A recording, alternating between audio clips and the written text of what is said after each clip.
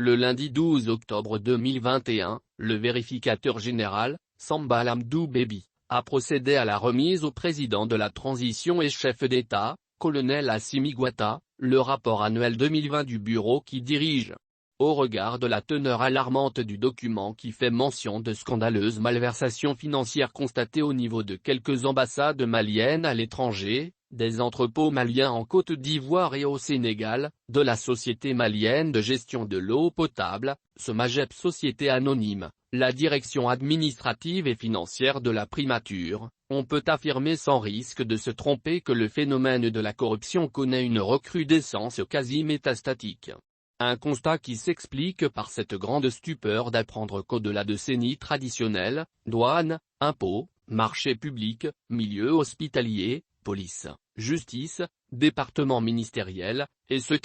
même des services représentant permanemment notre État à l'extérieur sont foncièrement gangrenés par le fléau. D'autre part, outre les vérifications financières révélant des détournements à hauteur de milliards et de centaines de millions de francs CFA dans différentes structures étatiques ci-dessus énumérées, celles de la performance et de suivi des recommandations sont loin d'être rassurantes. Il convient également de rappeler que parallèlement au rapport du VOGAL, celui de l'OCLEI, Office central de lutte contre l'enrichissement illicite, est également intervenu en milieu de semaine, amplifiant ainsi les soubresauts de la lutte anticorruption qui font rage dans le pays avec des vagues d'arrestations et d'interpellations en cours liées à l'enrichissement illicite. En tout état de cause, les Maliens nourrissent un grand espoir de voir enfin ces nouveaux rapports du Bureau du vérificateur général, BVG, et de l'OCLEI revigorer l'actuel feuilleton qui n'a visiblement pas atteint son épilogue. Surtout qu'en dépit des fracas causés par le scandaleux achat de l'avion présidentiel, en 2014,